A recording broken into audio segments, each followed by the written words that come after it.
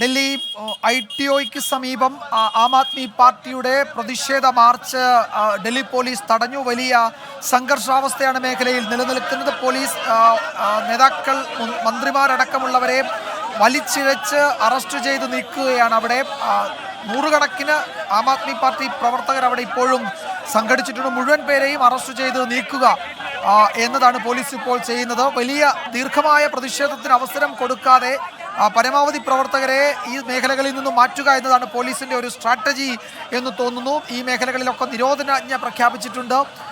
നിരോധനാജ്ഞ ലംഘിച്ച് പ്രകടനം നടത്തരുത് എന്ന് പലതവണ മൈക്ക് അനൗൺസ്മെന്റ് ഒക്കെ നടത്തുന്നുണ്ട് ഈ മേഖലകളിൽ. പോലീസ് ഇപ്പോൾ റൌസ് അവന്യൂ കോടതിക്ക് സമീപവും പോലീസ് നിരോധനാജ്ഞ പ്രഖ്യാപിച്ചിട്ടുണ്ട്. ഏതാണ്ട് 2 മണിയോടെ കോടതിയിൽ അരവിന്ദ് കെജ്രിവാളിനെ ഹാജരാക്കും എന്നാണ് അറിയുന്നത്. അതിനു മുമ്പ് കെജ്രിവാളിന്റെ ഹർജി സുപ്രീം കോടതി പരിഗണിക്കുമോ എന്നതാണ് വളരെ പ്രധാനപ്പെട്ട ചോദ്യം.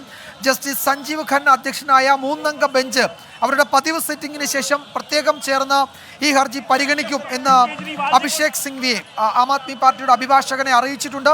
അത് ഈ 2 മണിക്ക് കെജ്രിവാളിനെ കോടതിയിൽ ഹാജരാക്കുന്നതിന് മുൻപ് സുപ്രീം കോടതി അത് പരിഗണിച്ച് എന്തെങ്കിലും നിർദ്ദേശം നൽകുമോ എന്നതാണ് വളരെ പ്രധാനപ്പെട്ട ചോദ്യം. നിർണായകമാണ് ഇനിയുള്ള 2 കോടതി നടപടികളും. ഒന്ന് വിചാരണ കോടതി റൌസ് അവന്യൂ കോടതിയുടെ നടപടിയും, ഒപ്പം സുപ്രീം കോടതിയിലെ പ്രത്യേക ബെഞ്ചിന്റെ നടപടിയും. ജസ്റ്റിസ് ഖന്ന അധ്യക്ഷനായ ബെഞ്ച്, ആ ബെഞ്ചിന്റെ നടപടിയും നിർണായകമാണ്. അടുത്ത മണിക്കൂറുകൾ അരവിന്ദ് കെജ്രിവാളിനെയും ആം ആദ്മി പാർട്ടിയെയും സംബന്ധിച്ച് നിർണായകമാണ്. ആർ രാധാകൃഷ്ണൻ വിവരങ്ങൾ നൽകും. ആർക്കെ, എന്താണ് പുതിയ സാഹചര്യം? കോടതിയിൽ 2 മണിക്ക് അരവിന്ദ് കെജ്രിവാളിനെ ഹാജരാക്കുന്നതിന് മുൻപ്, വിചാരണ കോടതിയിൽ എത്തുന്നതിന് മുൻപ് സുപ്രീം കോടതി പരിഗണിക്കും എന്ന് കരുതാമോ? ജസ്റ്റിസ് ഖന്ന അധ്യക്ഷനായ പ്രത്യേക ബെഞ്ച് എപ്പോഴായിരിക്കും അസംബിൾ ചെയ്യുക?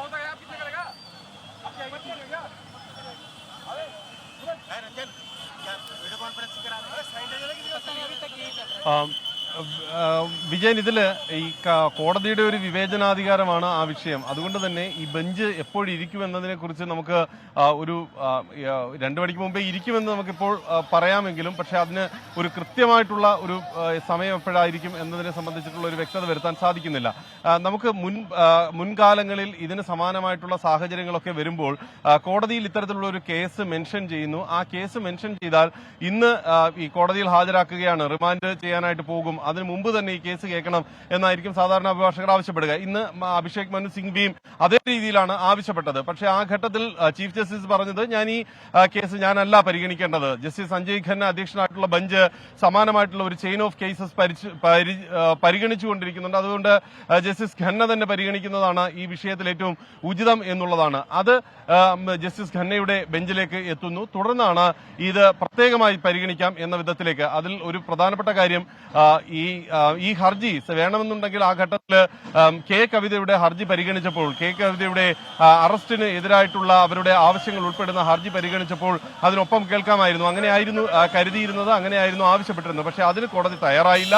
മറിച്ച് ഇത് ഒരു പ്രത്യേകമായിട്ട് കേൾക്കാം എന്നൊരു നിലപാടാണ് സ്വീകരിച്ചത്. അപ്പോൾ ഏത് സാഹചര്യത്തിലാണെങ്കിലും ഈ 2 മണിക്ക് ശേഷം കാര്യങ്ങൾ നീണ്ടുപോയാൽ, അഥവാ 2:30-ക്ക് ശേഷം കാര്യങ്ങൾ നീണ്ടുപോയാൽ, ഇപ്പോൾ റോസ് അവന്യൂ കോടതിയിൽ അരവിന്ദ് കെജ്രിവാളിനെ ഹാജരാക്കാൻ അതുമായി ബന്ധപ്പെട്ടിട്ടുള്ള റിപ്പോർട്ടുകളടക്കം, റിമാൻഡ് റിപ്പോർട്ട് അടക്കമുള്ളവ ഹാജരാക്കുന്നതിന് വേണ്ടിയിട്ടുള്ള നടപടികളാണ് പുരോഗമിക്കുന്നത്. അപ്പോൾ അത് പൂർത്തിയാക്കി ഈ 2 മണിക്ക് ഹാജരാക്കുന്ന സമയത്തിന് ശേഷമാണ് ഈ കേസ് പരിഗണിക്കുന്നതെങ്കിൽ ഒരുപക്ഷെ ചില ബുദ്ധിമുട്ടുകൾ ഇക്കാര്യത്തിൽ ഉണ്ടാകും. അഥവാ എല്ലാ സാധ്യതകളും നിലനിൽക്കുന്നത് ഈ 2 മണി വരെ ഉള്ള സമയത്താണ്. അതിനു വേണ്ടിയിട്ടുള്ള വിവരം കൂടി നമുക്ക് ITO മേഖലയിലെ പ്രതിഷേധ വേദിയിൽ നിന്ന് വരുന്നുണ്ട്. മന്ത്രിമാരായ സൗരവ് ഭരദ്വാജും അതിഷി രണ്ടുപേരെയും കസ്റ്റഡിയിലേക്ക് മാറ്റിയിരിക്കുന്നു. ITOയിലെ പ്രതിഷേധ സ്ഥലത്ത് നിന്നാണ് ഇരുവരെയും ഡൽഹി പോലീസ് ബലമായി വലിച്ചിഴച്ച് കൊണ്ടുപോയത് എന്നാണ് ബൽറാം നെടുങ്ങാടി റിപ്പോർട്ട് ചെയ്യുന്നത്. ബൽറാം, 2 മന്ത്രിമാര്, ജനപ്രതിനിധികള്, MLA-മാര്, ആം ആദ്മി പാർട്ടിയുടെയും പ്രധാനപ്പെട്ട ഡൽഹിയിലെ നേതാക്കൾ, ഇവരൊക്കെ ഇപ്പോൾ ഇതിനോടകം അറസ്റ്റിലായിട്ടുണ്ടെന്ന് തോന്നുന്നു ഈ ITOയിലെ പ്രതിഷേധ വേദിയിൽ നിന്നല്ലേ?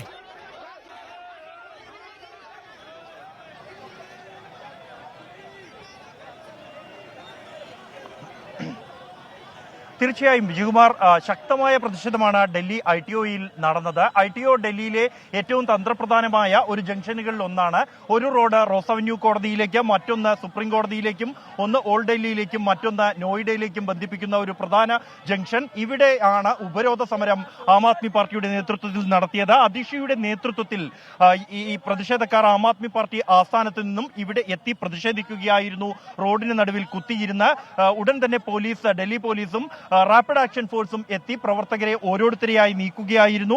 ആദ്യഘട്ടത്തിൽ തന്നെ മന്ത്രി സൗരഭ് ഭരദ്വാജിനെ പോലീസ് വലിച്ചിഴച്ച് കസ്റ്റഡിയിലെടുത്ത് നീക്കി. അവരെ കൊണ്ടുപോകാനായി വാഹനങ്ങൾ ക്രമീകരിച്ചിട്ടുണ്ട്. നമുക്ക് ദൃശ്യങ്ങളിൽ കാണാവുന്ന ആ വെള്ള ബസ്സുകൾ പ്രതിഷേധത്തിനായി എത്തുന്ന ആളുകളെ ഉടനടി കസ്റ്റഡിയിലെടുത്ത് നീക്കം ചെയ്യുന്നതിനായി ഡൽഹി പോലീസ് ക്രമീകരിച്ചതാണ്.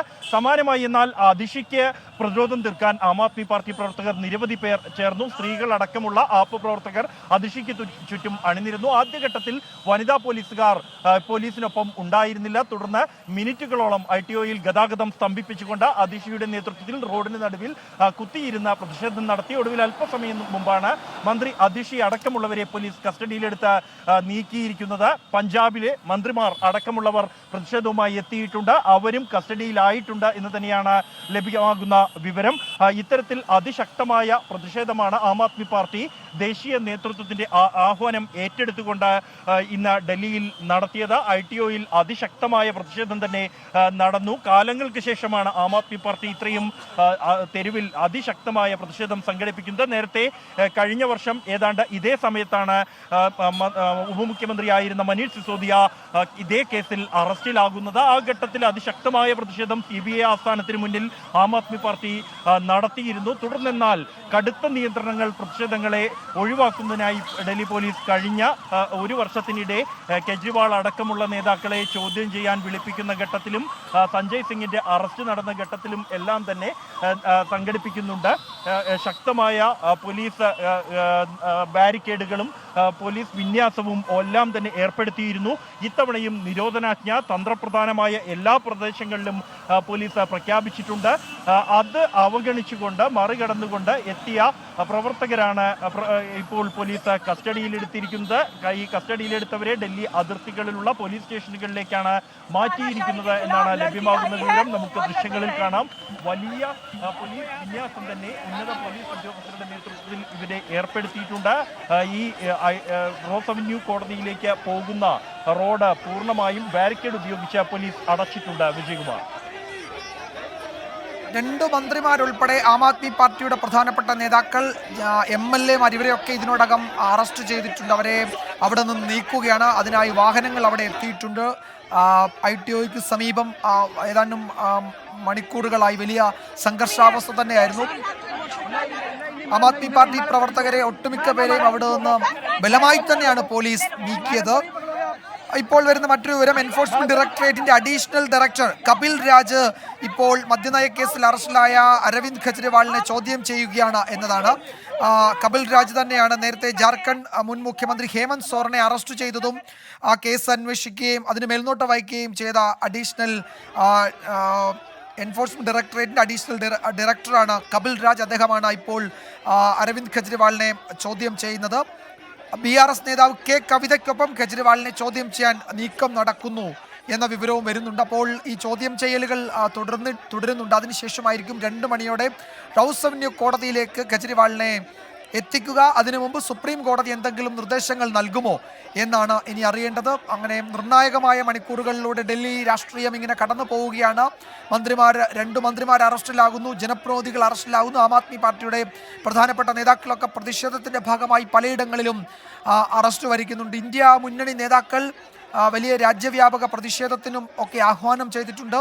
കേരളത്തിലടക്കം ആം ആദ്മി പാർട്ടി പ്രവർത്തകരുടെ പ്രതിഷേധം നടക്കുന്നുണ്ട്. പക്ഷേ ഡൽഹിയിലെ പ്രതിഷേധം അത് പോലീസ് ബലം പ്രയോഗിച്ചതിനെ പ്രതിഷേധക്കാരെ ഇപ്പോൾ മാറ്റിയിരിക്കുകയാണ്. ബൽറാം, ഈ മേഖലയിൽ നിരോധനാജ്ഞ തുടരുന്നുണ്ട്. ഈ മേഖലയിൽ തന്നെയല്ല, ഡൽഹിയിലെ പലയിടത്തും നിരോധനാജ്ഞയുണ്ട്. മെട്രോ പലയിടത്തും സ്റ്റേഷനുകൾ ഇന്ന് അടച്ചിരിക്കുകയാണ്. എങ്ങനെ ഈ ആം ആദ്മി പാർട്ടി ഈ പ്രതിഷേധം മുന്നോട്ട് കൊണ്ടുപോകും? അവരുടെ മുൻനിര നേതാക്കൾ അറസ്റ്റിലാകുന്നു, അരവിന്ദ് കെജ്രിവാൾ അറസ്റ്റിലാകുന്നു. അപ്പോൾ അതിനെ നയിക്കാൻ ഇനി ആരൊക്കെയാണ് പുറത്തുള്ളത്? എന്തായിരിക്കും ആം ആദ്മി പാർട്ടിയുടെ നീക്കങ്ങൾ? അതിന് ഈ ഇന്ത്യ മുന്നണിയുടെ പിന്തുണ എത്രത്തോളം ലഭിക്കും ഈ പ്രക്ഷോഭത്തിന് ഡൽഹിയിൽ?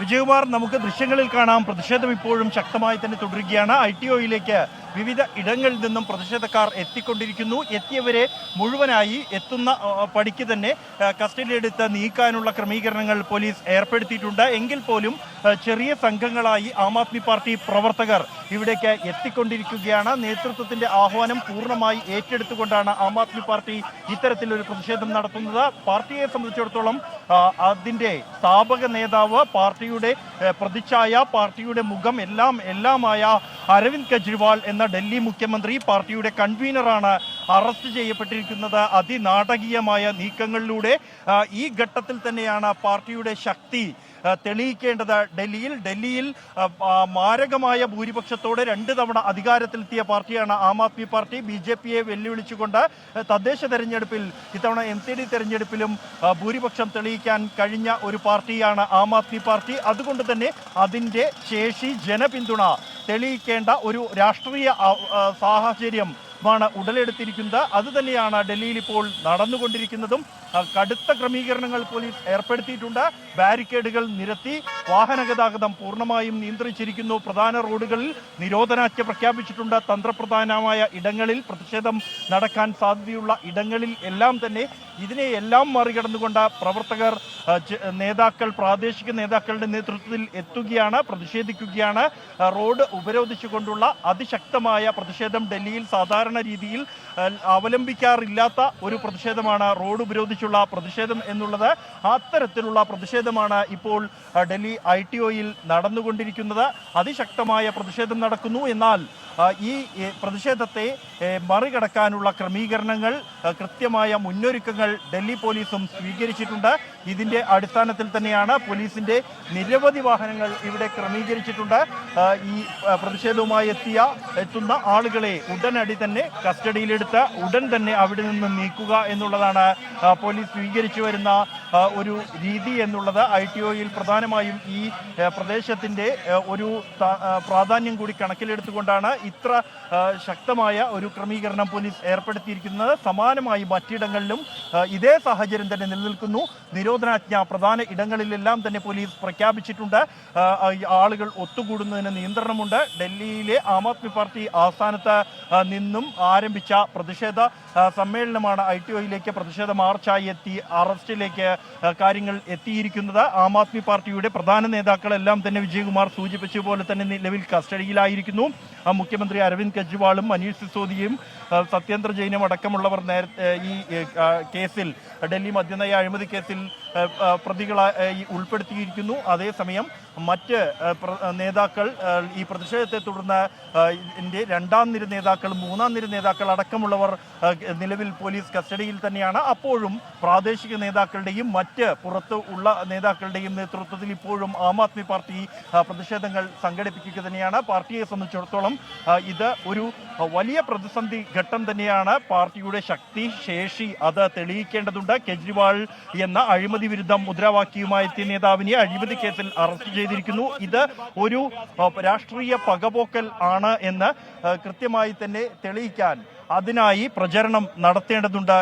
പാർട്ടിക്ക് രാഷ്ട്രീയമായി ഈ സാഹചര്യത്തെ നേരിടുക എന്നുള്ളത് തന്നെയാണ് ആം ആദ്മി പാർട്ടി ലക്ഷ്യം വെക്കുന്നതിന്. അതിനായുള്ള ക്രമീകരണങ്ങളാണ് പാർട്ടി ഏർപ്പെടുത്തിയിരിക്കുന്നത്. എന്തായാലും ശക്തമായ പ്രതിഷേധം നടക്കുന്നു. അതിശക്തമായ പോലീസ് വിന്യാസം, കേന്ദ്ര സേനയുടെയും അർദ്ധസൈനിക വിഭാഗങ്ങളുടെയും വിന്യാസം ഇവിടെ ഏർപ്പെടുത്തിയിട്ടുണ്ട്. വിജയകുമാർ.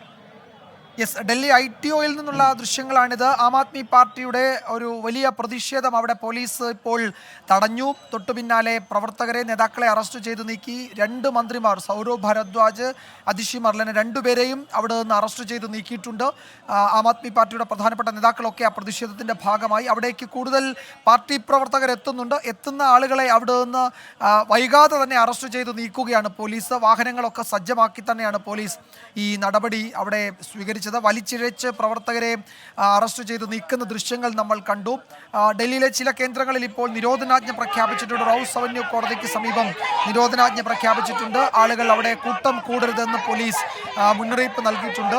പലയിടത്തും സമാനമായ മുന്നറിയിപ്പ് പോലീസ് നൽകുന്നുണ്ട്. ആം ആദ്മി പാർട്ടി ഡൽഹിയിൽ വ്യാപക പ്രതിഷേധത്തിന് ആഹ്വാനം ചെയ്തതിന് പിന്നാലെ പോലീസും കുറെ കൂടി സുരക്ഷാ ക്രമീകരണങ്ങൾ ഒരുക്കിയിരിക്കുകയാണ്. ക്രമസമാധാന പ്രശ്നമുണ്ടാകുന്ന മേഖലകളിൽ കടുത്ത നടപടി ഉണ്ടാകുമെന്ന് പോലീസ് മുന്നറിയിപ്പ് നൽകുന്നു. ജനപ്രതിനിധികൾ, മന്ത്രിമാരുൾപ്പെടെയുള്ളവരെ അറസ്റ്റ് ചെയ്ത് നീക്കുകയാണ് പോലീസ് ഇപ്പോൾ.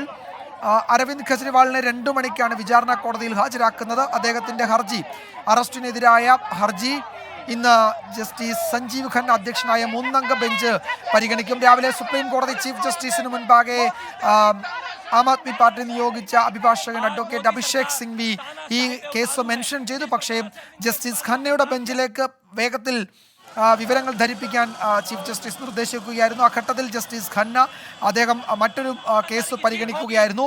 ആ കേസിന്റെ നടപടിക്രമങ്ങൾ പൂർത്തിയാക്കിയ ശേഷം പ്രത്യേക ബെഞ്ച് ചേർന്ന് ഈ അർജന്റ് ഹിയറിംഗ് അനുവദിക്കാമെന്ന് കോടതി നിർദ്ദേശിച്ചിട്ടുണ്ടെങ്കിൽ അത് കാര്യം അറിയിച്ചിട്ടുണ്ട്. അതെപ്പോഴാകുമെന്ന് തീരുമാനിച്ചിട്ടില്ല. അത് മറ്റു കേസുകൾ തീരുന്ന മുറയ്ക്കായിരിക്കും 3-അംഗ ബെഞ്ച് അസംബിൾ ചെയ്യുകയും കേസ് കേൾക്കുകയും ചെയ്യുന്നത്. അതിനുശേഷം എന്താണ് സുപ്രീം കോടതി പറയാൻ പോകുന്നത് എന്ന് നിർണായകമാണ്.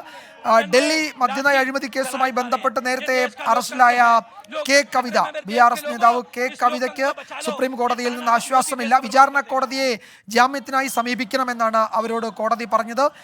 ഈ അറസ്റ്റ് നിയമവിരുദ്ധമായി പ്രഖ്യാപിക്കണമെന്ന ഹർജി അത് അതിന്റെ മെറിറ്റ് അനുസരിച്ച് പരിഗണിക്കാമെന്ന് സുപ്രീം കോടതി പറയുകയും ചെയ്തു.